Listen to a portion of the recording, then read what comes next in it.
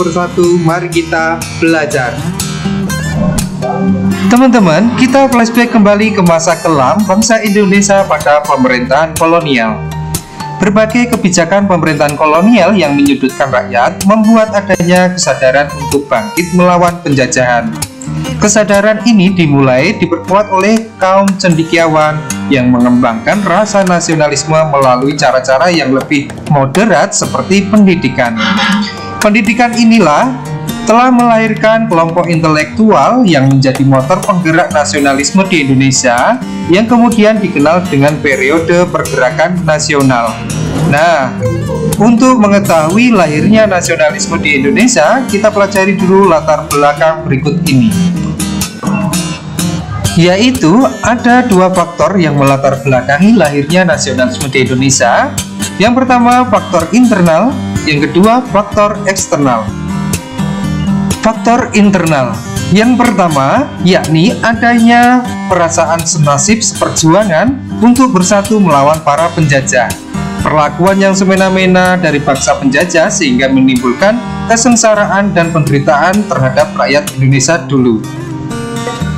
Kedua, adanya kenangan kejayaan masa lampau yang mampu mendorong semangat untuk melepaskan diri dari belenggu penjajahan, yaitu banyaknya kerajaan-kerajaan besar di masa lampau yang mampu menguasai seluruh Nusantara, misal kejayaan kerajaan Majapahit dan Sriwijaya serta kebesaran kerajaan-kerajaan Islam. Ketiga, munculnya kaum-kaum terpelajar atau golongan intelektual akibat adanya politik etis atau politik fundamenter. Golongan inilah yang menyadarkan akan nasib bangsanya sehingga terbentuk kepribadian, pola pikir, dan etos juang yang tinggi untuk membebaskan diri dari belenggu penjajahan kolonial. Berikutnya ada faktor eksternal atau dari luar. Yang pertama, peristiwa Perang Dunia Pertama menyadarkan para kaum terpelajar mengenai penentuan nasib bangsa sendiri, yakni berani untuk melakukan perlawanan terhadap penjajah. Kedua, lahirnya nasionalisme di Asia dan Afrika memberikan inspirasi atau semangat bagi kaum terpelajar untuk melawan imperialisme melalui organisasi modern. Ketiga, kemenangan Jepang atas Rusia yang menyadarkan banyak bangsa Asia, khususnya Indonesia sendiri, akan kekuatan dan kemampuan sebagai bangsa Asia, Jepang yang sekecil itu ya, yang telah mampu mengalahkan bangsa Eropa.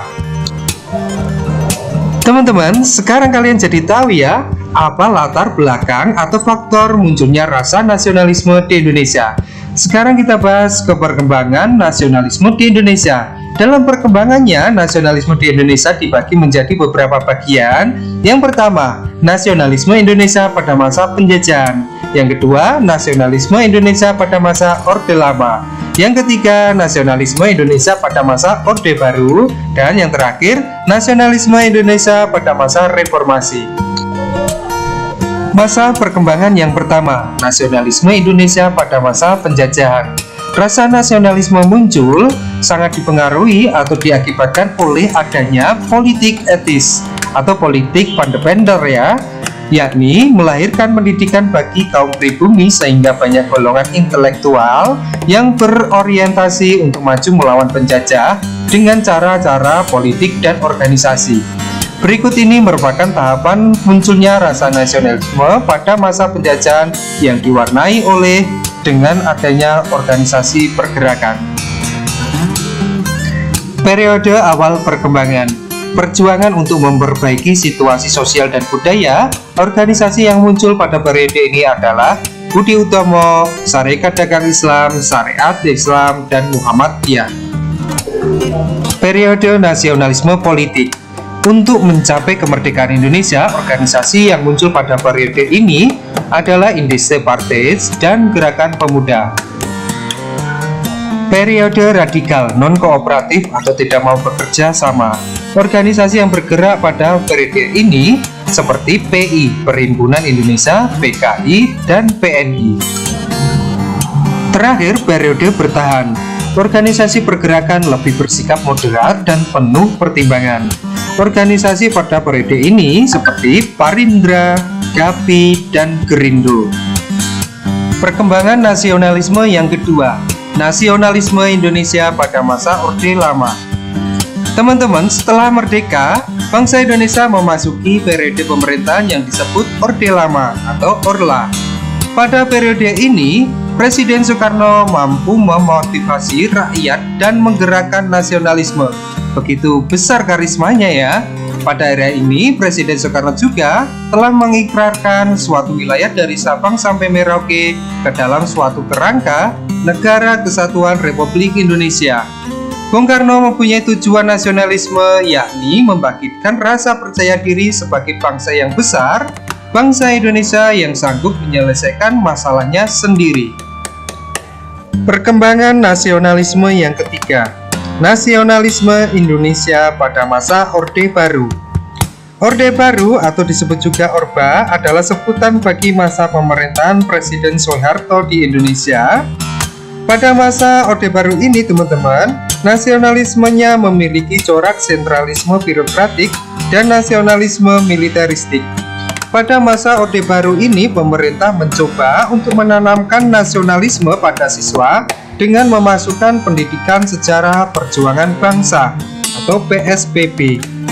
Untuk merealisasikannya mata pelajaran PSBB ini, maka berdasarkan TAP MPR nomor 2 MPR 1982 tentang garis-garis besar haluan negara disebutkan, dalam rangka meneruskan dan mengembangkan jiwa semangat dan nilai-nilai 1945 kepada generasi muda, maka di sekolah-sekolah baik negeri maupun swasta wajib diberikan pendidikan sejarah perjuangan bangsa.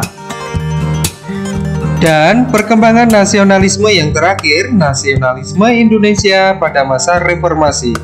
Masa reformasi ini berlangsung setelah keruntuhan Orde Baru.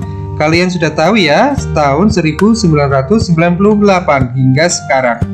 Di era reformasi seperti saat ini, kesadaran nasionalisme memerlukan pembenahan secara serius karena berpotensi menimbulkan disintegrasi bangsa atau perpecahan. Perlunya paham nasionalisme di era reformasi seperti sekarang ini dikarenakan masyarakat Indonesia memiliki tugas untuk mewujudkan cita-cita nasional bangsa Indonesia. Kita memiliki kewajiban untuk menjaga status dan identitas nasional. Demikian teman-teman, kalian sudah tahu ya penjelasan akar-akar atau lahirnya nasionalisme di Indonesia. Tentunya kita sebagai bangsa Indonesia harus memperkuat rasa nasionalisme kita agar bangsa ini terus maju dan sejahtera. Beberapa cara yang dapat kita lakukan untuk meningkatkan rasa nasionalisme kita diantaranya berawal dari hal-hal sederhana, misalnya mencintai produk-produk dalam negeri, membangun rasa kepercayaan diri bangsa, menjaga toleransi, dan menjamin hak-hak orang lain demi tercapainya persatuan bangsa Indonesia. Teman-teman, untuk memperkaya pengetahuan kalian tentang materi sejarah peminatan ini, kalian bisa belajar dengan buku paketnya atau media sumber web lainnya. Dan jangan lupa tetap semangat untuk pembelajaran jarak jauhnya dan terus jaga kesehatan kalian di rumah. Saya akhiri, wassalamualaikum warahmatullahi wabarakatuh.